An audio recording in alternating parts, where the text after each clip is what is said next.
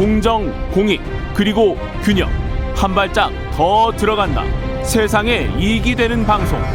최경영의 최강시사.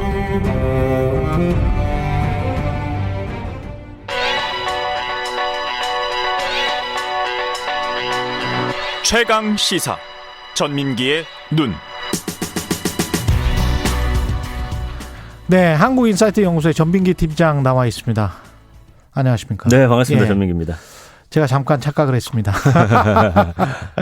부동산에 대한 국민들의 생각을 빅데이터로 알아보자. 네, 오늘의 주제군요. 그렇습니다. 일단은 부동산에 대한 관심이 어느 정도인지 언급량을 좀 살펴봐야겠는데요. 예. 지난 5년 동안의 추이를 좀 봤어요. 그랬더니 2017년에는 1년 동안 한 143만 건 정도. 예. 그리고 2018년에는 139만 건 정도. 그리고 2019년에는 151만 건 정도. 그러니까 평균적으로 한 달에 한 10에서 11만 정도 이렇게 왔다 갔다 했던 거죠. 이때까지는. 예. 지난주에 클릭수 높았던 게 뭐였죠? 우리가 소개했었던 게? 오징어 게임인가요? 오징어 게임이었죠. 예. 그게 한 달에 50만 그랬었죠. 정도니까. 근데 예. 이제 일상적으로 11만이면 엄청난 거네요. 일상적으로 11만이면 온 국민이 그냥 다 아는 이슈라고 생각하시면 돼요. 10만 넘어가면은 예. 예, 모든 국민이 관심 있는 사안이다. 예. 예. 오징어 게임은 그때만 이제 폭발적으로 늘어나서 한 달에 50만이었지만 그랬었죠. 부동산은 매달 11만 정도는 된다. 예. 그게 이제 2019년까지고요. 예. 2020년 되면은 갑자기 200만 건으로 확 뜁니다. 그래서 2019년 대비 32.68%가 증가를 해버려요. 예.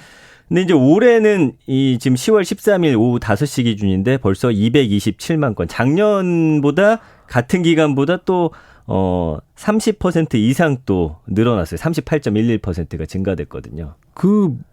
관련이 없는 대화를 하다가도 무조건 부동산이 툭 튀어나오는 갑툭튀로 튀어나오는 경우가 많더라고요. 맞아요. 그만큼 부동산에 관해서 생각을 많이 하고 있는 것 같습니다. 원래도 우리나라가 이제 부동산에 대한 관심이 높았는데 예. 올해는 그 중에서도 가장 많다라고 보시면 될 것 같아요. 대한민국이 건국된 이래로. 이게 상징하는 게 뭘지는 왜 주식시장에서 네. 어디에서 아주 전혀 관련이 없던 사람까지도 주식에 어떤 관심을 갖고 주식시장에 투자를 해볼까라고 할 때가 꼭지다라는 그런 이야기를 하잖아요. 예. 너무 이렇게 폭발적으로 증가를 하고 많은 사람들이 이야기를 하고 있으면 또 달리 봐야 될 것도 같습니다. 맞습니다. 예. 연관어가 뭔가요? 연관어들 쭉 보면은 한 세 가지 정도 나오는데 일단은 가장 관심 높으신 건 집값이죠. 집값. 가격. 예. 그다음에 이제 세금.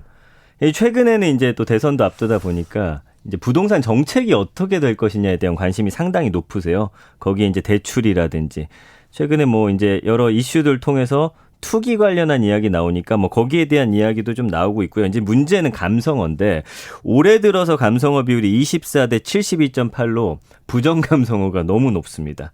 부정적이다. 예, 의혹이나 범죄, 폭등, 분노라는 이런 분노. 예, 망하다. 내로남불. 최근에 여론조사에서도 유주택자까지도 집값이 너무 높다. 네. 그게 8, 90% 정도 나왔었던 것 같은데 제 기억에. 그죠? 맞아요. 예, 그러니까 유주택자도 지금 가격은 너무 높다라고 생각하고 있다는 거잖아요. 그렇습니다. 근데 이제 2017년하고 좀 비교를 해볼 필요가 있어요. 그때는 43.2 대 53이거든요. 아, 긍정과 부정의 비율이? 네, 5년 사이에 부정 비율이 20% 증가했어요.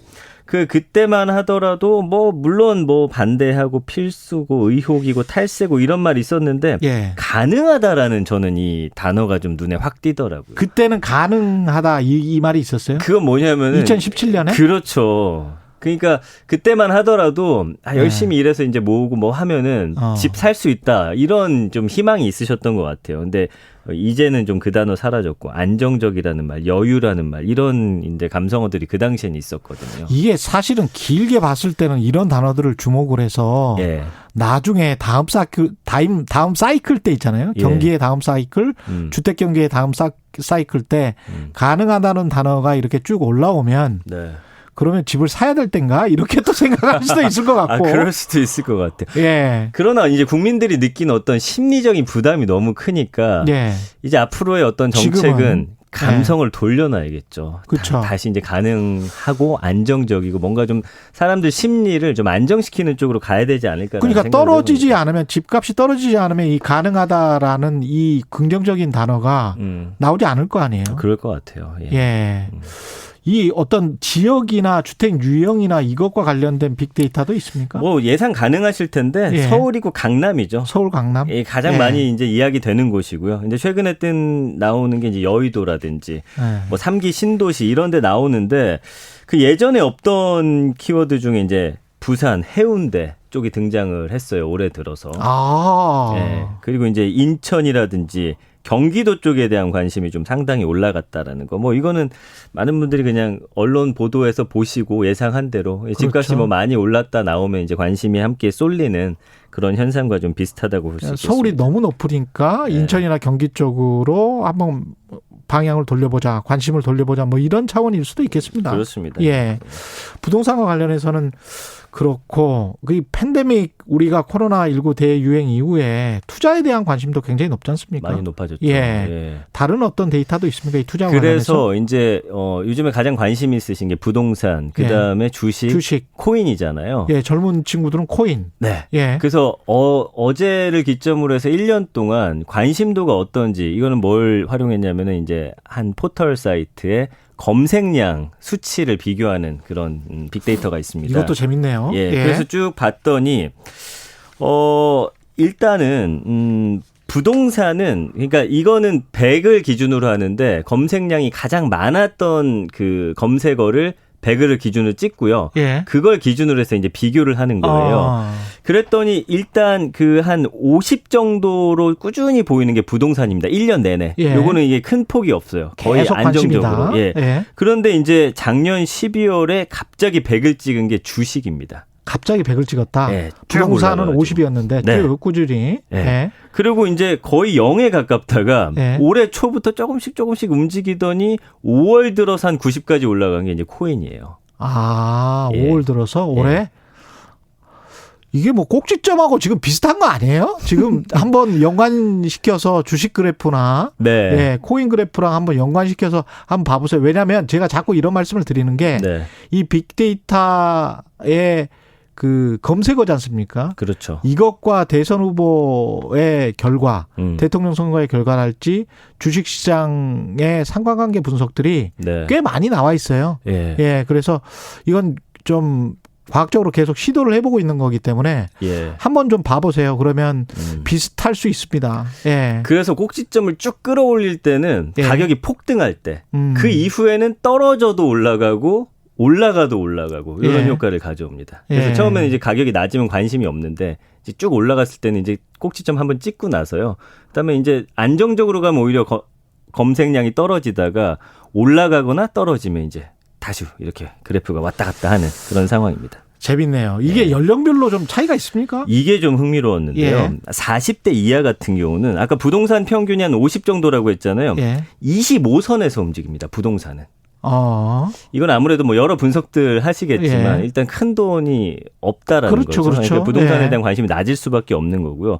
역시나 주식에 대한 관심이 100을 찍고요. 그다음에 100? 이제 예. 코인이 평균이랑 거의 비슷하게 이제 연동을 하는데 재밌는 건 이제 40대 이상이에요. 여기는 40대 이상? 여기는 어떻게 되냐면은 40대 이상은 돈 좀 있는 연령대. 부동산이 50에서 70쪽으로 안정적으로 이제 형성이 돼 있고요. 아, 부동산이. 주식이 이제 다른 그래프에서는 다 꼭지점 찍었는데 요거는 70, 한 80까지만 밖에 안 올라갑니다. 아. 주식 그동안 많이 하셨던 또 예. 세대이기도 하고요.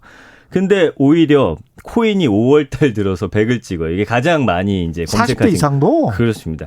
그러니까 이거는 뭐냐면은 부동산하고 주식은 어느 정도 경험이 있으세요. 예. 근데 아예 관심이 없다가 하도 코인 하니까 예. 5월 달 들어서 야, 그거 뭔데 하고서 이제 검색을 때 폭발적으로 하시면서 나도 한번 해볼까라는 심리. 그러나 이제 최근 들어서는 모든 걸 다 역전하고 부동산이 전 연령대에서 가장 높은 관심을 보이고 있습니다. 어떻게 보면 자산 배분의 포트폴리오 각 연령대와 비슷한 것 같기도 하고요. 네. 예, 재밌네요. 그렇습니다. 예, 이게 주식 성적하고는 좀 연관이 됩니까? 이게 이제 재밌는 데이터인데요. 예. 이제 작년에 자본시장연구원이 데이터를 낸 거고 지난해 3월부터 10월까지 국내 주식시장에서 신규 투자자의 62%가 손실을 봤다.